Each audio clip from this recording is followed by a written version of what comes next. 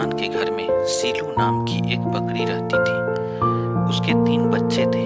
अपने बच्चों से बहुत प्यार करती थी और उनका बहुत ख्याल रखती थी। गांव के पास एक बहुत बड़ा घना जंगल भी था जिसमें बहुत सारे जंगली जानवर रहते थे। सीलू हमेशा यह सोचकर डरा करती थी कि कहीं उसके बच्चे गलती से भटक कर उस जंगल में ना चले जाए।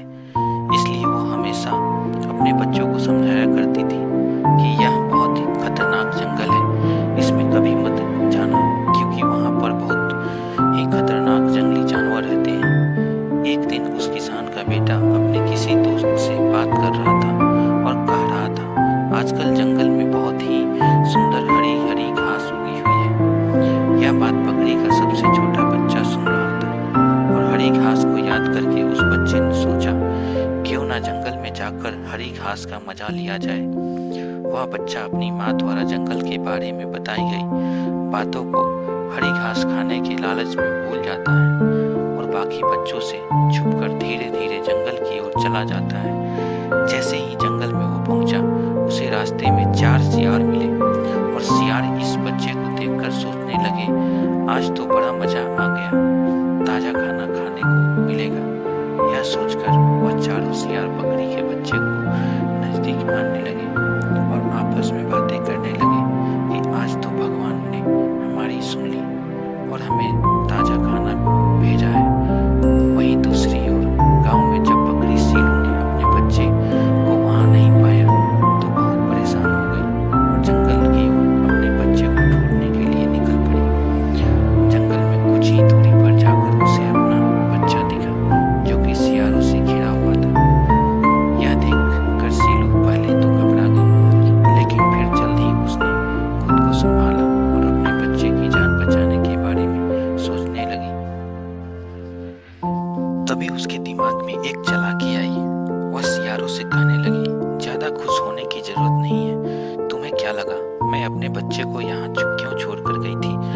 जंगल के राजा शेर ने हम दोनों को यहाँ आने के लिए कहा था और हमारी निगरानी पर इस हाथी को लगाया हुआ है। बकरी ने एक हाथी को इशारा किया जो उनसे कुछ ही दूरी पर खड़ा था।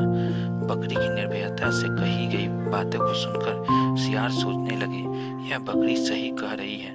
अगर हमने बकरी के बच्चे उसके बच्चे को खाया तो शेर राजा को पता चल जाएगा और राजा हमें नहीं छोड़ेंगे। सियार हाथी को वही कुछ दूरी पर पेड़ साथ खड़ा देखकर तो पूरी तरह विश्वस्त हो गए कि बकरी जरूर सही कह रही है और वह चारों वहां से बिना उन्हें खाए ही चले गए।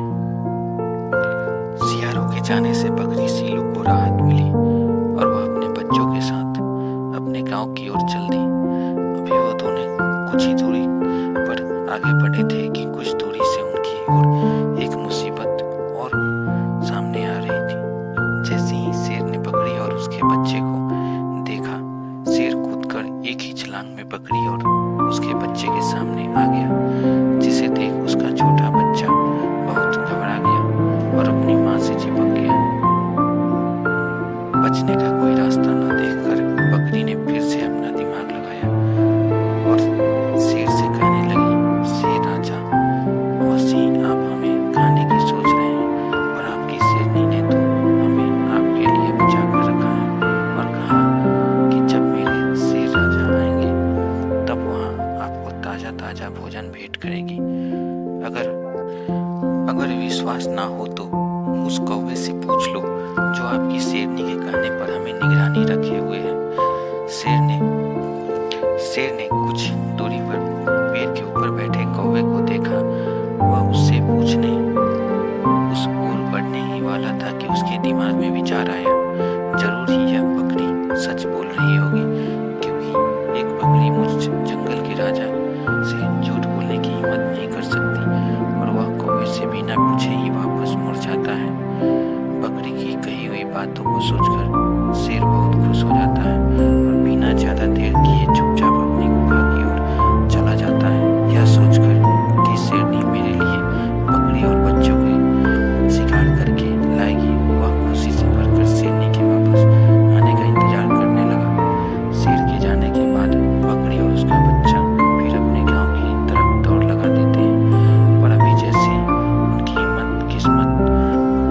आज एक और परीक्षा देना बाकी था, इसलिए कुछ दूरी तय करते ही अचानक उसके सामने शेरनी आ जाती है।